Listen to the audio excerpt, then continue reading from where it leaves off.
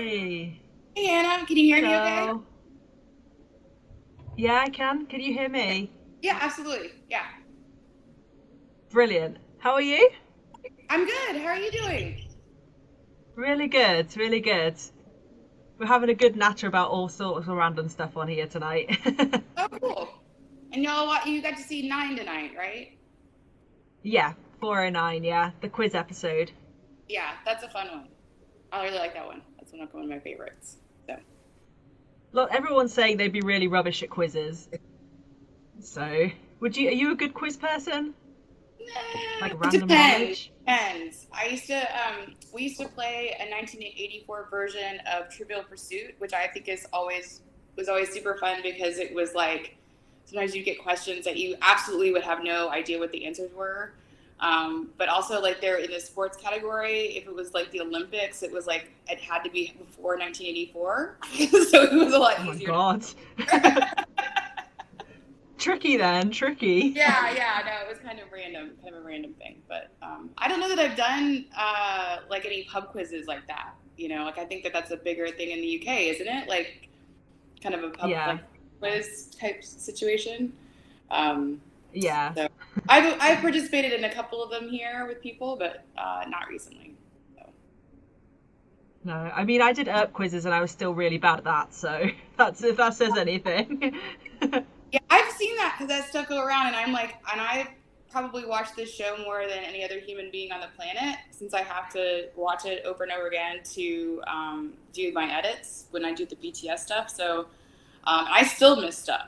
Like there's still times like when I've watched the episode, I'm like, oh, I've missed that line, or like I didn't catch that before, and stuff. So it definitely takes like rewatching the show to catch everything because there's just so much Oh there. yeah, definitely. Definitely. Lots of people saying hello in the chat, by the way. We got quite a few people here. They're excited. Oh, I have my tea. Excellent. What sort of tea do you have? It's a green peppermint tea. Very nice. A little bit of and a Splenda. Excellent. Let's stave off all the colds then Yes, with the it's lemon. good. I drink a lot of tea, and especially when I'm on set, I would always have a big, the bottles that Dom gave everybody. It had like a thing that you could put like loose leaf tea, and so I would make a big thing. This was like actually pre-pandemic, because after pandemic it was a little bit harder to. You couldn't drink anything on set at all. Well, I'll go into that later, but but for many seasons I would have like the big thing, and I would just refill my like I have a kind of a holster kind of thing in my accoutrement for when I'm shooting, and to always like have a green tea with me on set because it was awfully cold mostly. Just a little bit. Just a little bit cold. Awfully cold. Just a little bit. Yeah. We've got a few questions actually that people have asked. Okay. We've got one here from Jean Decryptor. So it says, which cast member surprised you the most behind the scenes and why? I don't know if she wants to elaborate on exactly what surprised, but if there was something they did, or maybe the crew Oh that well, did. recently, that Varun can freestyle rap. Yeah, that was Which I was amazing. That like, video was awesome. seriously? And he told me this. I had this on camera, but I never got to use it for anything. He told me this whole story about being at this music festival and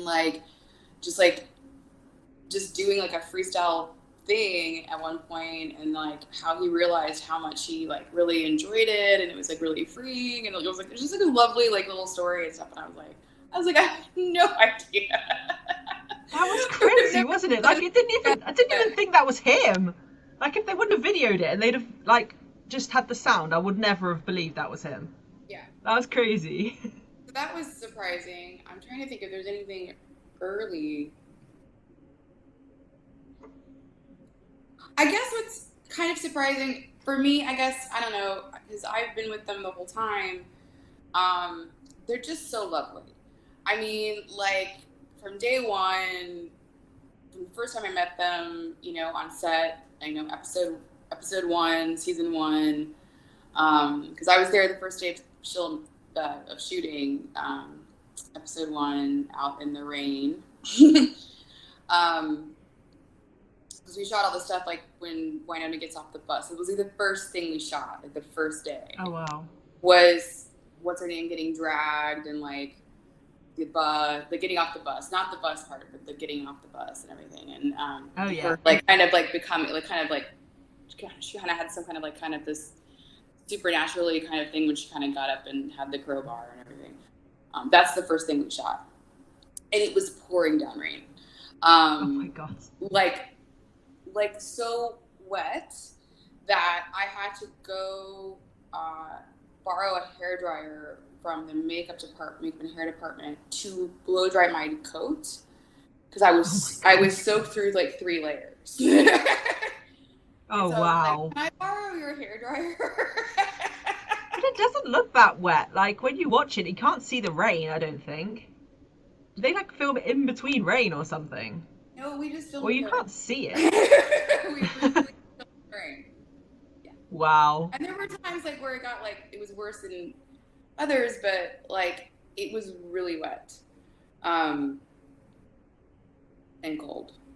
So It continued throughout the seasons, to be honest. At least it wasn't wet so much, it was mostly cold. But anyway, my point was that like they were all everybody was just really wonderful and nice and down to earth and they're just a really wonderful group of people, and it's been such an honor for me to be able to work with them this whole time. So anyway, it's a little surprising. It's not that surprising when you get to know them, but you know, nobody knew them when I met them. So. That's true.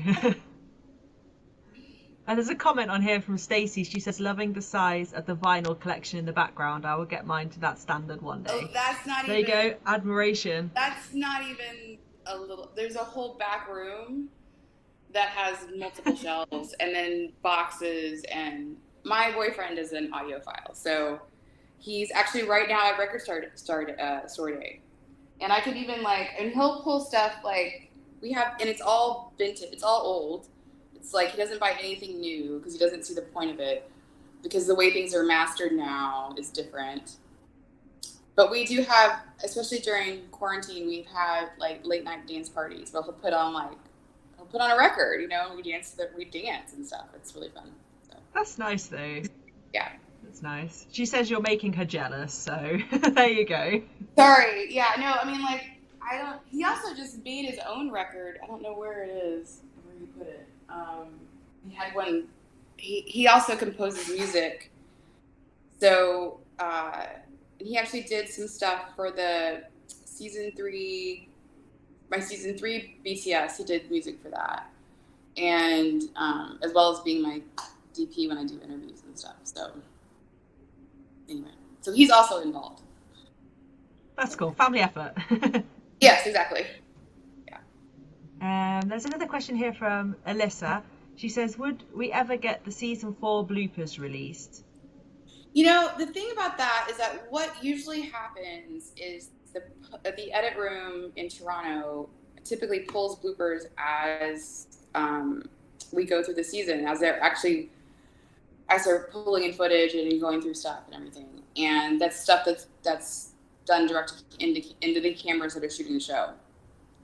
And because we went into lockdown halfway through, and we didn't have a wrap party, because usually that stuff is put together and then they play it at the wrap party. And obviously we didn't have a wrap party because we couldn't. They never pulled them. So I never got them, which is why. Oh, it's sad, isn't it? That's such a shame. Everyone loves a good blooper, don't they? Yes, yeah. Which is why I made a 12-minute blooper reel for the season 3 Blu-ray, because I know that was epic. Love the bloopers, but it was kind of a challenge because getting that to be decent at 12 minutes long it was not easy. To be fair, I feel like you could Yeah, I think they'd have enjoyed it either way, but yeah, it was done really well. Like, everyone had a good laugh. Everyone loves bloopers, don't they? For whatever it is. Everyone likes a good laugh. So no, so the only thing I have is stuff I shot, unfortunately. Um, so, which I don't know that I do. I get a lot of. We'll just have to imagine. Yeah. There's a question here from Teresa. Is there a question or answer that did not make it into the behind the scenes that you would have liked to have stayed in? No, because I cut them. So I'm kind of the decider. You know, what I mostly do is I don't know, I'm trying to think. I can't think. There's something that comes to mind. There was a bit between Varun and Tim, which is episode 11, which is the companion to 11. So if you've seen the companions to, if you're in the States or you're not, you're not like watching with the UK or whatever, there was stuff that happened in episode 10 that I really wanted to use, and so I ended up putting it into the BTS companion for 11 because it was like just too good not. But 10 was already like really long, so I was like, I have to stop here because like we're at like 14 minutes, So I ended up putting it on the front of 11, which I think worked out well. But for the most part, especially this season, I really used. They're a lot longer than they are in previous seasons. Yeah. And mainly because I had a lot more time to work on them. Because usually I'm kind of running behind the show's production, trying to play catch up because they're editing the show as we're shooting the next episodes, and I'm still shooting BTS. So I usually don't get to edit until I get home. But this time I came home in the middle, which I don't know if anyone wants to hear that story about what happened and how that. That was like any stories are good stories. Yeah, no, I mean, it was just like, it was weird because we're shooting, like, what even year was that? The beginning of 2020. And of course, we've all been waiting to come back, for a year. And we finally get back, and it's freezing. Like, it was so cold when we first got, it was like -30. It was like ridiculous cold. Like we had to rearrange the schedule, like to shoot, inside because it was just too dangerous, whatever. Anyway, so we shoot for a couple of months. And I finally invested in some expensive gloves because my hands are always about to fall off. And I was testing out a monitor because I was about to shoot EPK, which is the interview parts or whatever. Because I shot the interviews for the first 6. I shot one round. I shot like a couple weeks before they shut us down, and the second round I shot the day they shut us down, basically, because we were about to go on hiatus anyway. It was the last day of shooting, which is why I got Ron in the chair, because he had time, which never happens. And so anyway, so I'm testing a monitor like the day before doing the interviews, and I see Greg Lawson, and he comes up to me, he's like, "Don't leave." And I was like, because we were supposed to go on hiatus, and I was going to go back to LA and like, process some footage and like have a break or whatever and not be freezing. And he was like, "Don't leave." And I was like, "Okay, Greg." I was like, "Thanks for talking to me about that." So the next day they really did start shutting everything down, and like flights were being weird for the actors trying to get back to Toronto. And it was like kind of weird. And so I didn't leave. I was supposed to leave, and I didn't, because I was like, well, like if we come back in a week and then I'm in the US and I can't get back, and like it was like, I was like, it's always weird for me going back and forth anyway. And so I stayed. And I stayed until that next Thursday when they started shutting the borders down. And I was like literally like on the last direct flight to LA out of the Calgary International Airport before they shut the international terminal down for quite a while. So that was crazy. And then we were just here, like waiting, like not knowing what was happening. And so finally in June of last year, I was talking to Brian Dennis, who's one of the producers, and I was like, "You think we're coming back?" And he's like, "Yeah, I think that we'll be back in July." And so basically, they had to I had an apartment that I had a bunch of stuff in. Like all the actors did too. Like they had to move me out of my apartment,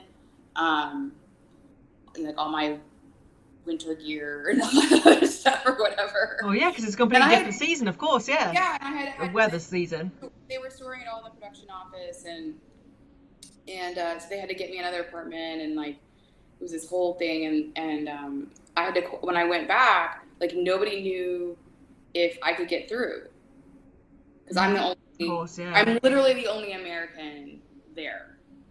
Like everybody else is Canadian. Like, well, you know. Paolo's French, but he's got a Canadian passport.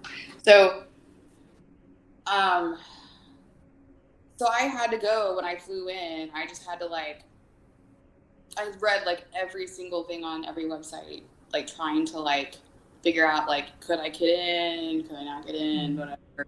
And it looked like I could, so I just tried. And I literally went to the guy. I had all my stuff, and I was like, I have a quarantine plan. This is the situation. You can see through my history, I'm here a lot. This is for my job, blah blah blah. And they let me through, and then I got picked up, and they took me to an apartment, and I did not leave it for 14 days. And did you get food deliveries and stuff? I guess. Yeah, stuff delivered. And at that point, they were doing grocery delivery, so I had figured that out before I got there. And just kind of did a food delivery thing for the first night, and then by the time the second day happened, I could get a grocery delivery. So, so that worked out. And then they came and they did the COVID tests at the apartment. So I had 2 COVID tests that were negative, but I still had a quarantine. So I missed about the first week of us shooting 7 and 8. But had enough coverage to do BTS. So I missed the outside parts. So I mean, at least you managed to get through, so that was lucky, touch wood. Yeah, the fact that I got, and 2 days after I came in, Brian calls me, he's like, "So are you in some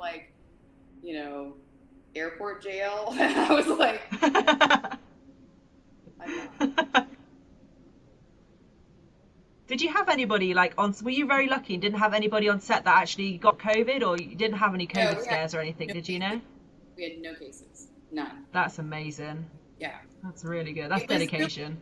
We were it was interesting because we had all these different protocols. So, and a lot of us didn't, because usually what would happen is we would go to brunch on the weekend. The actors and I would go to brunch and we'd do stuff together, you know what I mean? Because we're all out of town, right? We all don't live there, and there's people that live there, but there's people that don't live there. So we don't live there. And we're all kind of in our apartments by ourselves. So, and we're all usually walking distance from one another. So there's certain places you could walk and have brunch that are lovely. And there's so much good food in Calgary. I mean, to be quite honest, it's really good food. I miss it. That's good. There's parts of me Jose's he's oh, I miss I was thinking about Calgary the other day and blah blah blah, and I miss it and blah blah blah, because it's we spent so much time there, but during COVID nobody socialized pretty much. So I'd go to set and then I'd go back to the apartment, or I barely went anywhere. I didn't eat out in a restaurant. I didn't. And the transmission rates in Calgary were way low at the time. So they weren't having very many issues, not like the US.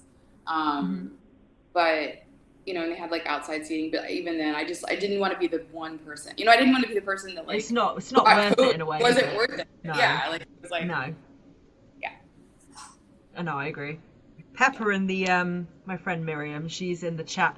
Her question for every single person that we've had so far is, what's your favourite condiment? She'd like to know. What's my favorite what? My favorite condiment? Condiment. Yeah. Mayonnaise.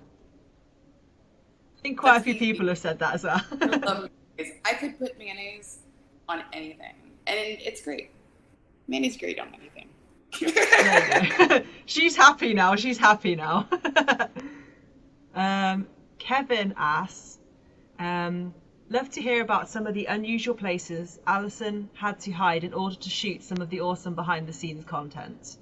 Oh yeah, that was kind of a joke between me and Set Deck, because I would always be under something, and I would find a table, because like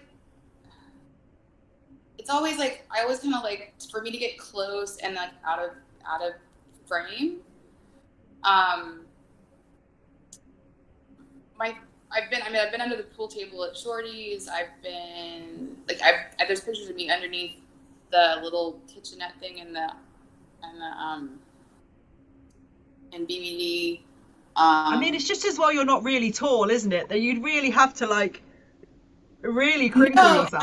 And my camera is small too, so I mean, it's a 4K camera, but it's also just like this, and so I'm just like this.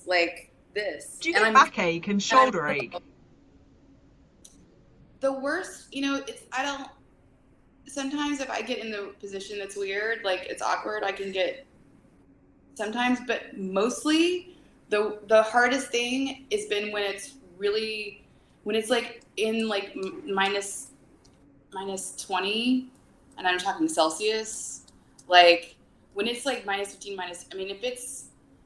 if we're below certain temperature, like it's just really hard for me not to have my hands in, not even just in gloves, but like in like an electric muff, or like I have an electric muff, which is like thing you do. This year I got these electric hand warmers, which was like fantastic. Excellent. But like after a certain point, because I can't wear really thick gloves because of operating a camera, because the buttons are really small, so I had to kind of have some dexterity, and my hands feel like they're gonna fall off. When I shot Shamir leaving his last day, I was just trying to stay on him, like as like we kind of like followed him up and everything like that, and it was so cold that day, dude. It was just miserable. I was like, I literally, like, he got in the car and like we did it again. I was like, okay, guys. I was like, I need something on my hands. Fingers. They were just like, they hurt. It hurts inside. Yeah, I can imagine that. That's like the most pain. And it's funny because me and the first AC always like have conversations about our hands, because that's like you just can't. You can put on like as much as you want, but that's the one thing that's like you have to be able to use your fingers for cameras and stuff, don't you? Yeah. So this year I bought like no way around it. $50 gloves, and then we got shut down in March, and we went back. Yeah, and then you got to shoot in the summer. And I'm just like, who's got the good gloves? It's like, damn it. Because you try like. Was it nicer for you shooting in the summer though? Did you prefer it in the summer, or? Yeah, it was beautiful. It was beautiful there in the summer, and I just was just glad to have the experience, because I'd never been there in the summer, and I just wish I had gotten to be able to do more. Yeah, that was the only thing that was kind of sucked, was that like oh, it's really pretty, and I had like a really nice view of like the river and stuff, and I would go walking around like every once in a while, but there were more bugs. Yeah. There were more bugs in the summer. So that's true. So I would have everyone that's true. Like weird bug on me, like because I'd be like in the ground, and when we were outside, like I was like because I would I'd get low. Mostly like my angles are better if I'm high or if I'm low. So, because I'm trying to capture not just what's in the frame, but also like everything beyond that, right? So like the camera and the boom operator and that kind of stuff. So you can kind of see how things are working. And so my favorite, like to go back to my hiding places or whatever, the stairs is always a great, in Shorties is always a great place. Not the other stairs, the Shorties. The infamous stairs. I have shot from those stairs, but that for like the stuff when Kate and Shamir were doing the fight thing in season 2. Oh yeah. Stuff from that high angle, which was really great. But like the Shorty stairs, I've gotten a lot of great stuff from those stairs. You can hide a little bit there as well, I guess.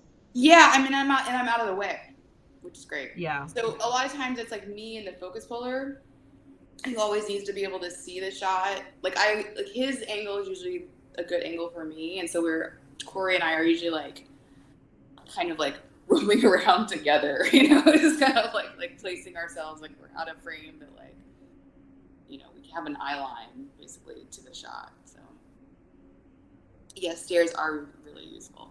So. We got a question here from Lucy C. She says, "What do you like most about your job on Wynonna Earp?" Or I guess in general, really, what did you enjoy the most?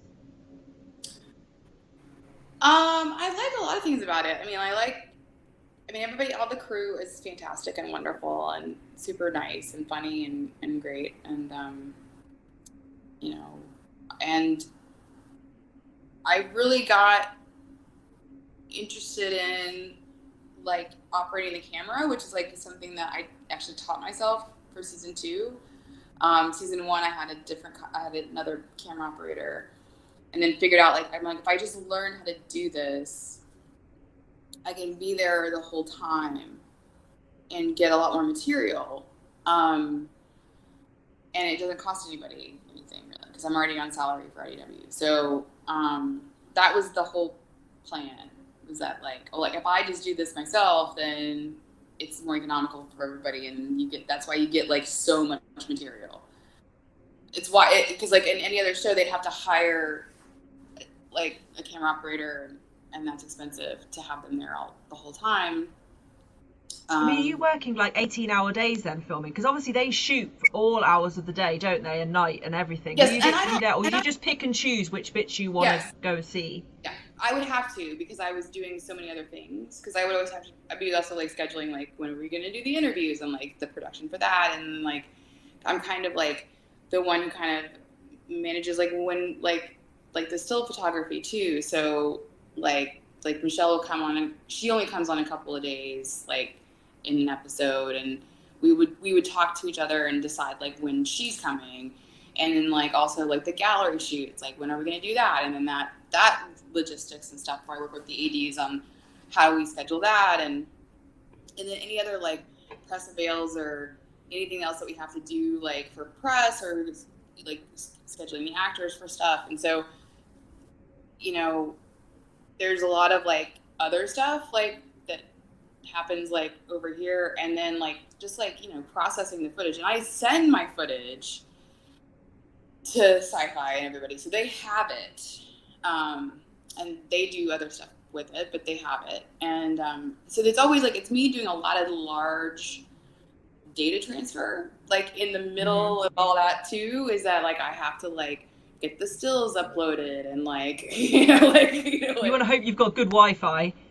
Yeah, internet. You know, the studio has a really good Wi-Fi, because they're also transmitting their footage to Toronto, so like they're having the same thing, but the Wi-Fi in my apartment was never great. So that was always, I would just set up data transfer that would go while I was gone, like, and I would have another computer just to deal with like uploading footage and stills. And I can't imagine how long that would take. Honestly, my internet's not amazing, and it takes ages to download anything. Half of my life. I can only but imagine.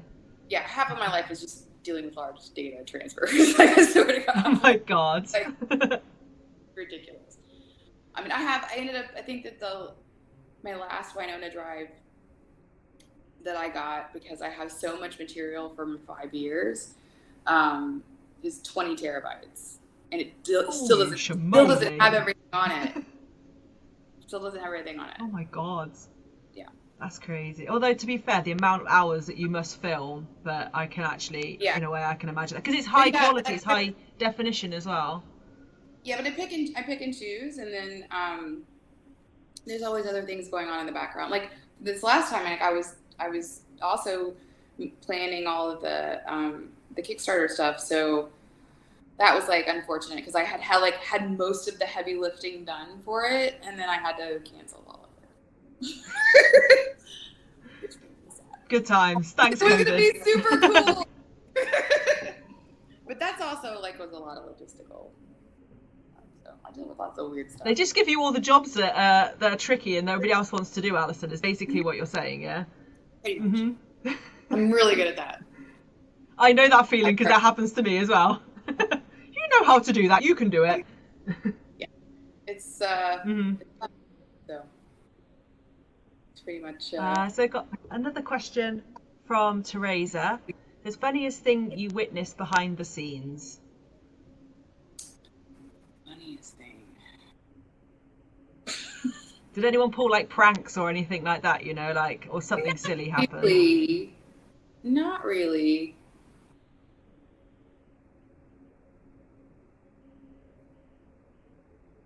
I don't know that I saw myself. I don't know. Can we come back to that one? I can imagine like the rap parties and stuff were quite funny. I can imagine like rap parties and things are funny. Yeah. I mean, sometimes. I mean, I was only at 2 of them. I wasn't in there for season 1 because I was only there a couple weeks in season 1, and not together. Like, I don't know. That's all right. We can come back to it. I'm sure come back to it. That's fine. I'm sure it probably had to do with Tim being goofy. Okay, I'll go another one. We've got one from Razzie, and they say, hi, thank you for joining us in the UK. If you could revisit a Wynonna scene again to catch a different behind-the-scene image from a different angle, what would it be? So if you could reshoot something, which scene would you like to reshoot?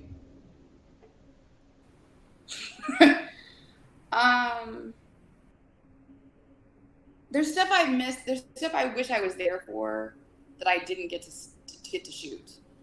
Which is actually like especially this season, I wasn't there for Naked Ned Lily because I had to go back to Florida. I think it was my daughter's birthday, so I had already had a trip planned when they put the schedule, because the schedule doesn't come out until like right before we shoot stuff. Oh wow, okay.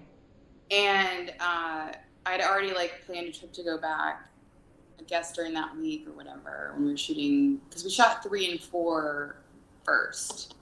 In this, and I wish I'd gotten that BTS of the Ned Lady. The whole scene was hilarious, wasn't it? The whole scene, yeah. I was like, I wish I was there for that, which I wasn't. But I did include in that piece. I did include like Mel and Greg talking about it because I thought it was hilarious. Oh, and well done on your award for that behind the scenes, by the way. Oh, yeah. Awards. Yes. No, I won. Do you want to let everyone know what you got? Yeah, I won 4 Telly Awards. I have it somewhere. Anyway, I have it in my. Hold on 1 second. I can read them off. I was in the office the other day, and I was like, oh. Here's the thing. So they send you here's where you can buy your award. Oh, nice. Because you have to pay for it. Anyway, so I won a silver for directing. I won general documentary silver, general entertainment silver, and for editing a bronze. So, and this is what they look like. Are you going to get one? You should at least get one. I ordered one. Good. So at least you can display that and be like that. Order these little certificates and frame them and put them see, they even show you like, so here's where you put your these, and then this is what you do when you frame them. It's cheeky, isn't it, really? I never submitted to anything like this, and Jose actually made me do it. He was like, you should do that, and I was like, right. So I submitted 403, the companion to 403, which is about male directing, and Naked Medley. So there you go. There you go. Got a question from Lucy. What was the set like during the Cupid episode where they were all dying over their scenes, particularly Waverly Nicole with Bunny and Wynonna and Eamon? So was that a fun episode? That was amazing to see. By the way, that was a really fun episode. The glitter machine was crazy. And they weren't like, it wasn't like they were gonna have it, like it was like a last minute thing that they were like, because you couldn't see the glitter, like, and you can kind of see it if you've seen the BTS. You can kind of see like that she like kind of spins around the table, and like I'm kind of catching it because Paolo's like, "Can you see it?" And I'm like, "Well, I go, I'm seeing it in my camera." I said, "But it's not like a lot, you know." And so they went to the special effects department, and they're like, what do you have?" And they were like, "Well, we have this thing, and we can do this thing and mount." So they like stopped and like mounted this giant glitter machine that That's like so cool. sprayed glitter like in a thing. It just looked ridiculous. It was ridiculous, but wonderful. And then there was glitter in shorties for the rest of the time. Like, I can imagine the whole of season 4. There was that second half of season 4, I guess, was completely glitterified in there. It was completely glitterified, and like that's why like when like I was like, oh, here's a piece right here. You know, when I interviewed her for that episode, it was like, yeah, it was glitter was everywhere, and I had glitter. We had glitter all over us. Like, it was just like, you know, glitter just doesn't go away. Fortunately, it was like it was big glitter, so it wasn't like the little glitter that just like, you know how it like. Yeah. It's just like, I mean, I had that when I went to a concert before. They have like, you know, when they have like the confetti all come down. I found it in my bag like weeks afterwards. Oh yeah. How does it get everywhere? It'll be there for life. Yeah, probably. Yeah, I know that was. I've got. But yeah, no. But them dancing was like, I thought, the most hilarious thing in the universe. Yeah, that was when they all got to hug each other as well, because it was back after quarantine, wasn't it? So. Yeah, no, I mean, it nice was like, for them. I was jealous, but like everybody was like, just like, oh wow, you know, like, yeah, it was crazy. We were just like, everybody's masked up, you know, and I mean, there was definitely less messing and goofing around, like, because we kind of had to all be separated, and like we had like zones, and it was like Zone A and Zone B, and the actors were all in like their own zone, and anyway. It's a bit sad, really, but I suppose it has to be done. And it did obviously went really well because we did manage to get the second half. So yeah, we got through. You were the first guys back, so. And we were the first. We were the first show back, like to kind of go through it. So we were kind of the guinea pigs a little bit, you know. But it worked. I mean, there's quite a few that are doing it now, and it seems to be going mostly okay. I haven't heard too many horror stories of things shutting down, which is quite a miracle, really. Yeah, and I mean, especially, I mean, I hope that, I mean, I know that like Jose's supposed to go on a movie in the fall, and I think that by the fall, you know, the U.S. is really doing well with vaccinations, and so, you know, I'm fully vaccinated now. So is Jose. My family in Portland is vaccinated. My dad has been vaccinated since January. You know, I went to a baseball game last week, which was amazingly wonderful. Like to like go and just like talk. I just talked to everybody around me too. Like I just was like, "Hi." So, you know? So let loose. I was like, "Can I talk to you?" Like, it's like giant door. But yeah, it's just good to have. I mean, it's this entire industry, you know, like not just like, you know, the crews and stuff that work on features and TV shows, but, you know, event crew and, you know, people that do concerts and, you know, that kind of stuff, like just big events and stuff. Like they've been out of work for this whole time. So it's good to see that stuff come back. Oh yeah, definitely. We've got two questions that are kind of similar. Okay. So we've got one from Miriam again. It says, how did you get into editing? But then Stacey also says, I'm trying to get back into editing. Do you have any tips, advice, book suggestions for trying to restart one's creative mojo? Well, I'll start with how I started. My background is in I have a communications degree, and I did not go to film school.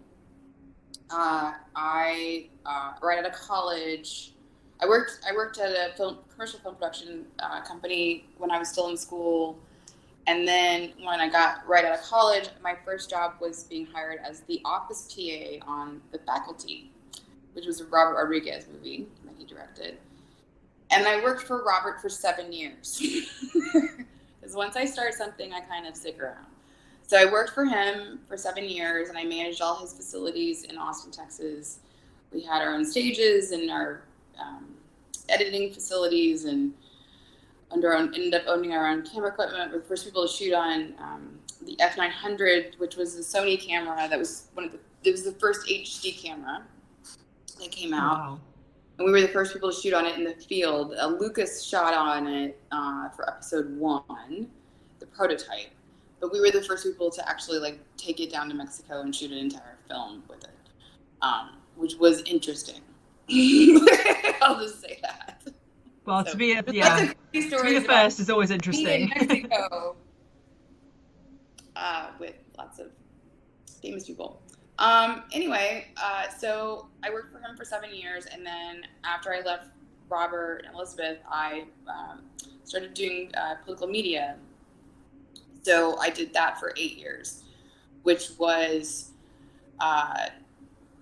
broadcast TV and radio commercials for gubernatorial races, Senate races, presidential races, AT&T's public policy advertising, just lots of big initiatives and stuff for different people in different states.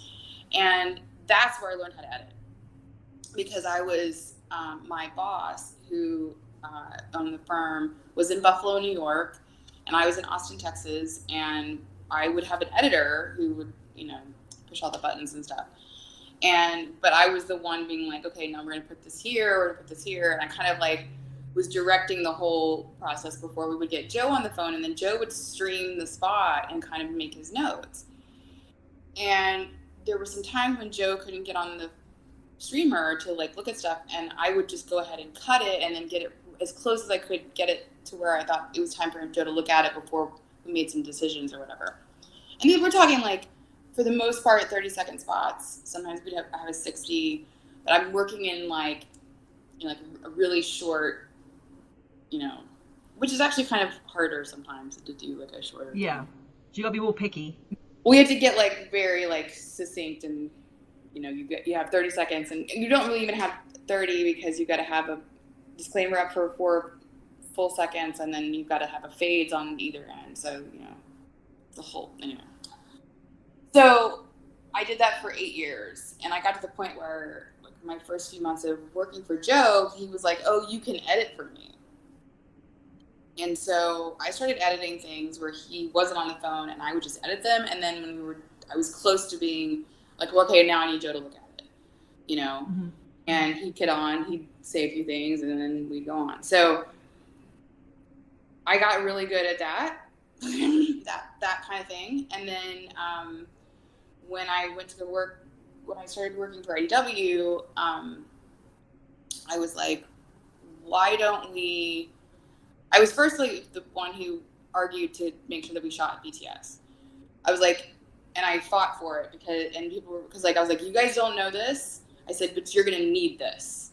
You're not thinking about it right now. I was like, but you're going to want this when the show is the bigger coming. picture. Yeah. So I was like, I can do this for really cheap. We'll just go up for a couple of weeks, and we'll do some interviews. We did some BTS, and then in the second round we did some interviews, and we just kind of got the ball rolling. I was like, we're going to need this for marketing materials. We're just going to need it to market the show. And so that's where it started, is that and then at the end I had all these interviews done, because Gordon was there. He was the publicist, the on-set publicist at the time. I kind of took over his role when I was there from seasons 2 through 4. But he kind of like was the in-between.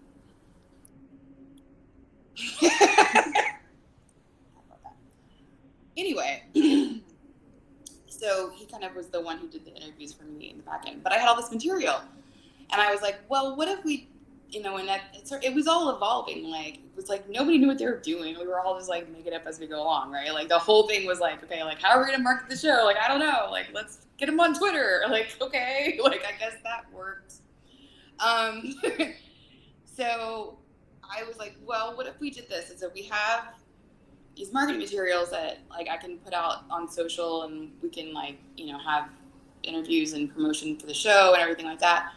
I said, but then also like we have these the second window with like streaming services like iTunes.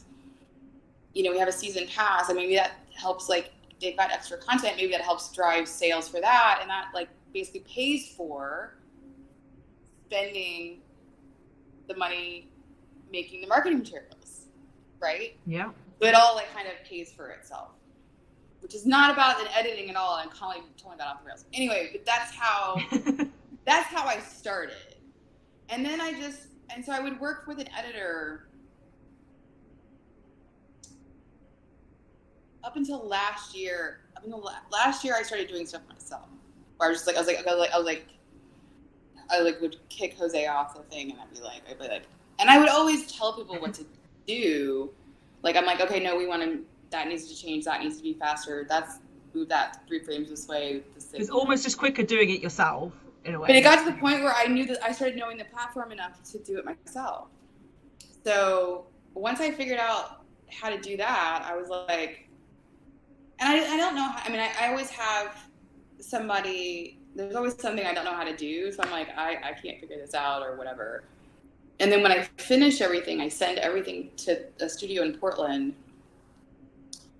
for people who really know what they're doing, to make sure that like everything's clean, like even and clean, and like all the like it's all sound mixed by real sound mixers and everything. And then I have Steve go through and make sure I'm not like there's a frame that's like off, or that levels everything for broadcast and whatever. Well, sometimes if you've looked at something that many times, you don't see it. Yeah, he conforms it basically to where it is. Now, it's just instinct at this point for me. I feel like I look at my old stuff from previous seasons and I kind of hate it. I can appreciate some of it, but I feel like this season's group of stuff is just a better. I kind of went for more of there's less marketing. It's less of a marketing piece as more it is a documentary style, which I'm much happier with. But it took me a while just to kind of evolve and have the time to work on it. Like I said, like this past year, I've had a lot more time, which I had more time to sit at the computer for 7 hours and then get up, not think about it, and then revisit it. Yeah. Because a lot of times you can't see anything anymore, like after you've been working on it over and over again, because it's the same. Because you're looking at the same 3 minutes or whatever it is, for 2 days, and you're just like, Yeah, you just go crazy. What program do you use? I use Premiere to edit, and but my how I typically build something is that I take the interviews, I get all the interviews transcribed. I guess if you want to know what the process is, I get all of the interviews transcribed, and then I usually have Jose do this. Have him pull like segments of like what is pertinent to whatever episode, right? So I'm like, like Tim's talking about like this is his part talking about this episode, and here's where Melanie's talking about this episode, and here's where Kat's talking about this episode, And I kind of string them all together, and I look at them, and then I break them into subjects. So like Mel's talking about this subject within this episode. And so like and then I try to figure out like, okay, I've got them talking about this, I've got them talking about this, I've got them talking about this, and so like how do I put that as a narrative together and string it along where it makes sense? Mm-hmm. That's where I start to build basically the script, and then fill in, and then I start covering and pushing everything out, like giving it some breathing room with the behind the scenes footage, the show footage, and whatever else is there. So it starts at the interviews basically, not starts at the behind the scenes footage, starts it that way and works that way around. Yeah. And then I just hope I shot that. Like, it's like, I'm like, it's like, because the interviews, I usually, because I do the interviews, I conduct the interviews, so I pretty much know what I have in the can, but sometimes stuff happens that I want to talk about that I don't necessarily have. And then sometimes the actors will talk about something that I didn't even know happened because I wasn't there. So that happens too. Rarely, but it happens. So I hope that answers your question. I feel horrible. I've never read a book on editing. I kind of didn't know I was good at it, I guess. Until I just started doing it. And then I kind of like realized I had a knack for it. Because I see frames. Like I can see when things are off by just a frame. Like it's got an eye for it now. Yeah. Like I can't watch shaky cam. It makes me nauseous. Because I'm like literally I'm getting so like in tune to it that I'm just like makes me sick. It makes me sick. So. Oh God. There's a question here from Celia. Do they still keep all the sets in Calgary, like Shorty's, the interior of the homestead? So what happens? So now, what happened with the sets? What happens is that they break them into flats. So they call them flats, and so they break them down. Like they store all the stuff. I don't know where. I know it's being. I'm pretty sure it's still stored somewhere because I don't know what the situation is. But yeah, so what they would do is they would, when we were done shooting, like when we were done in season 3, they stored everything, all of the set deck and wardrobe and the flats. So they break them down, all the sets down into flats, and so they can like stack them, you know. But I guess it's like in a storage unit or something like that. Yeah, must be. Yeah. Yeah. Because we were on the same stages that they shot the new Ghostbusters movie. Nice. This last time. So we actually moved from a different studio season 2 we were in a different studio, then we were in season 3, then we were in season 4. So we were in a different place. So they break them down and move them somewhere because other people are using those spaces. And then, but yeah, we haven't been in the same buildings. We were in the same building seasons 1 and 2, and then we moved to season 3, and then again in 4. So, I mean, at least you can't tell, so that's good. TV magic. Sometimes when they put that stuff back together, they improve upon it. Like the homestead was like there were like some hallways that were just like a little bit bigger, you know, which was helpful for the crew, you know, because when you don't like real, I mean, I guess if you watch the BTS, you realize that like. There are like 100 people like right behind everybody, like right outside of frame. And sometimes when I watch the show, I'm like, there's like 50 people like just right there. And you would never guess. You totally forget about it. Like I even forget about it, and I was there, you know. So it's funny to me. Let's have a look.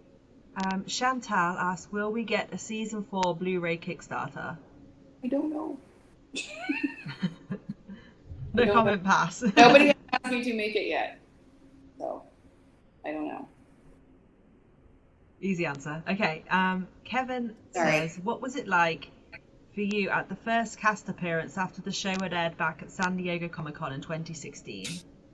What, when I was you? Is this Kevin Batchelder? Yeah. Yeah. What, when I met you, Kevin?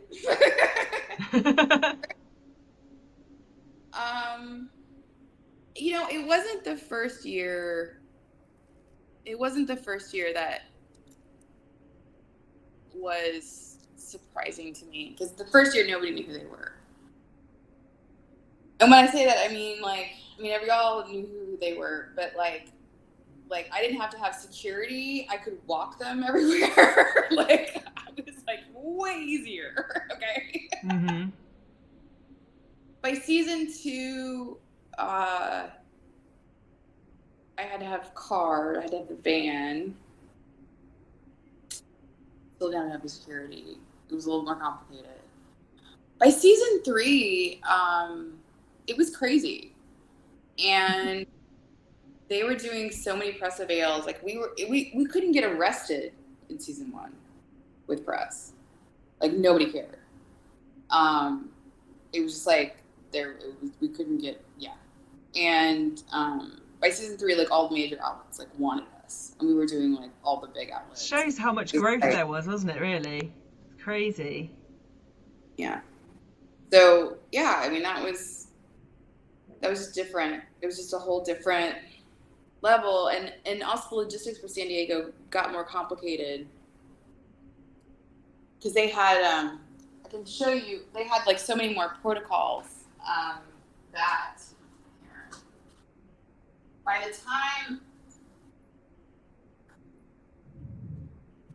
time I was in my last year, okay, this is how many different things I had to have. My God. Go where I needed to go. Not to mention the band placards and all that stuff. So it's like, this is the badge no one wants, because that means you are in charge of everything. Oh my God. That's why it's in gold. That's why it's like,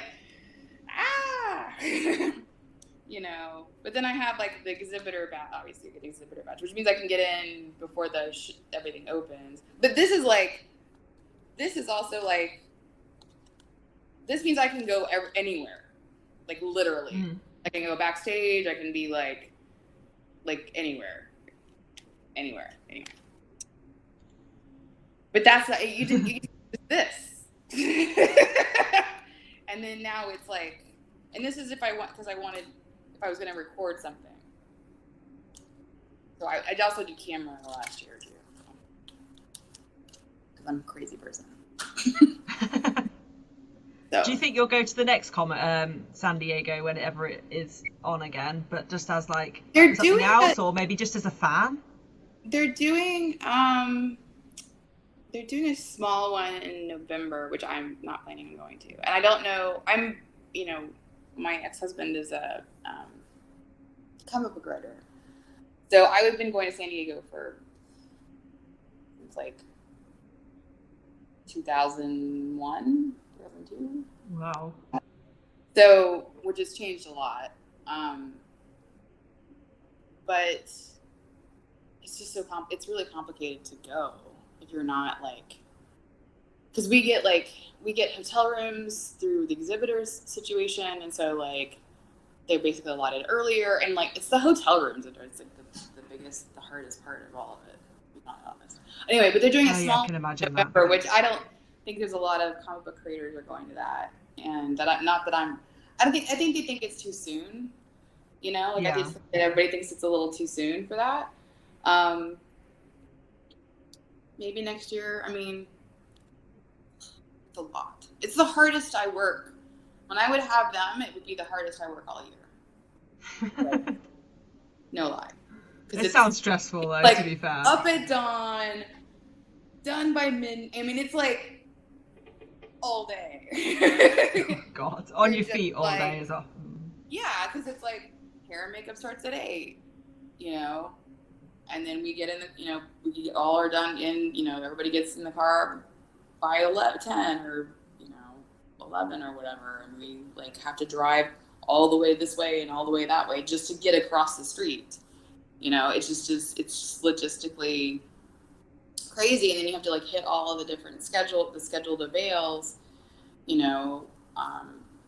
addition to with whatever panel and whatever signings they had, and just getting them in and out everywhere. It's just like, it's just so many people, and it just everything takes way longer. See, it'd be too many people for me. I wouldn't like it. I can't deal with that many people in one space.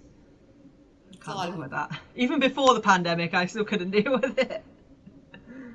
Yeah, it's a lot. It's a lot of the lot. So I don't know. I mean, I'm sure that like by next year everything will be back to normal, but yeah. Hope so. Be nice. I don't know. We'll see. I certainly know how to do it. Oh, so, yeah. It's like, you know, all the studios, people might not know this, all the studios we have like a meeting a month before San Diego. So there's actually like all like the major studios that are there, like that are doing anything there. We have a meeting with the San Diego organizers, and they run through all of the protocols that you have to do, because there's like catering and green rooms and like all kinds of other stuff too that has to happen to feed everybody. So people don't realize that. Let's do 2 more questions and then we'll wrap up. So we've got one from Natalie. Who's the most clumsy from the cast? Has anyone broken anything, or is it just they had a disaster like that? I don't remember anybody being clumsy. I know people talk about Dom slipping. That's just because it's icy. Yeah, they keep showing a lot of clips of her slipping about. Yeah, but I think that's just because like it's kind of inherently difficult to walk on snow and ice. Well, yes, exactly. I don't actually have any memories of anybody being particularly clumsy or awkward. That's good. At least there's no breaking things. That's good. No. It's yeah. Okay, I'll do Chantal's question on here then. Speaking of cons, what's your favourite behind the scenes memory from a convention? So I guess it can be one that you've attended because you've attended like fan ones or guest. I really liked being at the Earp wedding at EarpSista. I thought that was really cool. Really special. There's been a number of engagements that have happened at signings and stuff, which is always just like kind of amazing. It's crazy. I find that just like amazingly wonderful. You know what I mean? I really, the fact that like you want to kind of, the show means so much to you that you want to kind of like have that be a part of it is like, it's just mind blowing. It gives me like goosebumps just thinking about it. I had to do the surprise, we have another season thing a couple times where I've known and the cast didn't, you know, so I'd have to like do a lunch, like I'd have a lunch. That must be amazing. Lunch and the thing, and it's like, and I'm like, got the camera there, like ready, you know, because I'm just like, you know, just like, you know, I've gotten to be in the room when they've been told. That's amazing. A couple of times, you know, which is kind of great. That's been nice to kind of experience that. I did the premieres. We did a screening in San Diego and a screening in Los Angeles when the show premiered, which I managed, and getting to see them watch the show for the first time. That was, I can imagine that's special. They were really, it was kind of interesting to see, because I was like, because I at that point had seen it, you know, like a gazillion times, but they hadn't seen it at all. So they got to see it in a theater.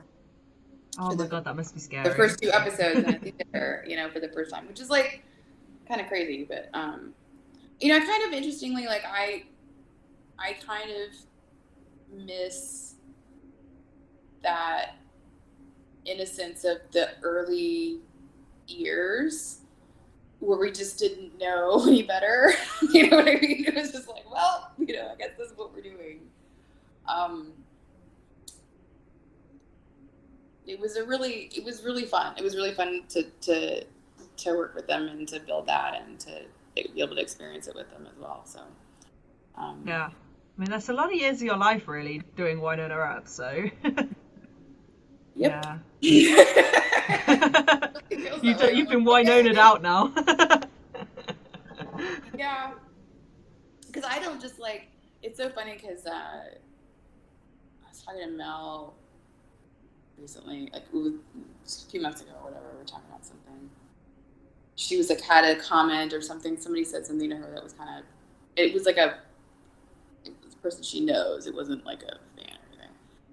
And she said something and I said, I literally see your face or hear you talk or something in like so many different forms on a daily basis that like anybody saying that you're anything but wonderful is stupid. I was like, and I go, and preach. I can imagine. Like, yeah.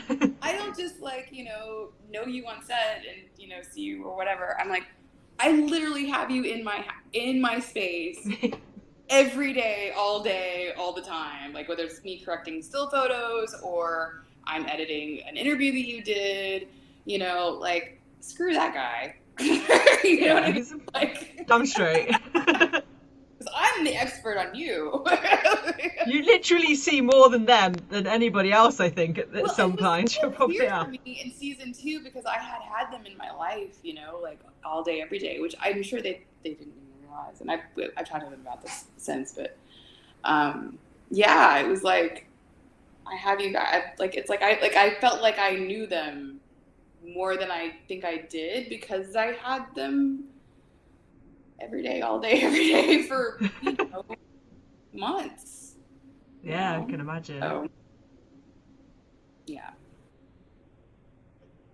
Awesome. Well, is there anything you'd like to say or anything, or how would you, any quotes or anything funny you can think of to round it off? Like, there's lots of, I don't know. Go watch my stuff, I guess. I don't know. I'm just really. Go and buy the iTunes season pass, UK people. It's on there. It's just $20. It's all there. Yeah, it's worth the money. It's a bargain, because it's like, I want to say like it's. I can't. I added up the minutes. It's a ridiculously amount. Oh, I do want to say one thing, and this has to do with the BTS stuff itself. So I haven't talked about this. So when had to go home, I never got Kat's interview on 5 and 6 because we hadn't shot it yet, and I ran out of time with Kat because they needed her. They'd had to pull her out, and I was like, well, I'll just get it when I get the rest of the EPK or whatever. So when we shut down, and I'm having to and they're gonna air the first 6, and I was like, okay, well, I got through 4, and I got to 5 and 6, and I only had a little bit of stuff, right? And I didn't have Kat, and the main person affected by in 5 and 6 is Kat, and I really didn't have her interview, and so okay, I was like, I don't know how you're gonna do this, and I was like, let me see. And Works of magic. So I pulled in a bunch of other stuff, and I had other people talking about Kat. So, but then I did have the long bit with her and the frog, which I thought was great, just to show the whole thing with her, because there's a whole thing where she's having to pull in and pull out this bucket with the frog in it. Oh yeah. And she was just and that was really funny. That was hilarious. The frogs, which I forgot. But then the last day of shooting, before we went on hiatus, Dom got her haircut. And I went and shot it. Because hair and makeup gave me a heads up. They're like, oh, by the way, we're going to cut Dom's hair. Do you want to come shoot it? And I was like, yes. I want to shoot that. I was like, Dom, are you okay? Pretty epic, yeah. Absolutely. So, I'm just sitting there with the camera. And so that's why I bookended with 6, because I kind of also had, 6 is more of a kind of an overall kind of type thing about the show even. But Jose was I can't believe you had all this weird disparate stuff, but you somehow came up with things to cover 5 and 6, even though I didn't have half my interviews. So work the magic.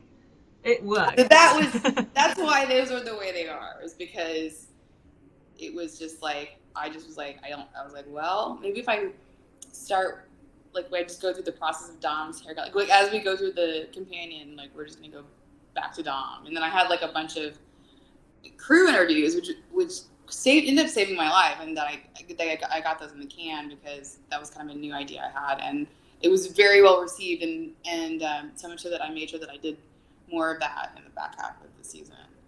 Yeah, I think a lot of people found that interesting. Mm-hmm. And I wanted to interview people like you wouldn't normally, like not just department heads, but people that you wouldn't normally get to see in behind the scenes interview and stuff. So yeah. So that's good to highlight everybody. That's so that was kind of how I'm making something out of not a lot. But I ended up being really happy with how that turned out. I always feel like I do my best work when I'm backed into a corner, literally. I think some people are like that. Some people can do that, but other people it just falls apart. So yeah. But yeah, that was the last thing I had to say about that. Okay. Well, that's great. Well, thank you very much for coming on. I appreciate you coming and taking the time to do this. Of course, we wanted to get you on for a while now. I'm happy to be here, and I hope everybody enjoys the show and all the stuff. And I hope that I was at least partially entertaining. So always, it's always good to have somebody a bit different on as well. Have somebody with different stories. That's nice. So different. Lots of people saying thank you in the chat, so that's great. Thank you, everybody. I appreciate it, and thank you for supporting me. Allison. I think she's great. So. Thank you. Thank you, Allison. Speak to you soon. Okay. Bye. Bye.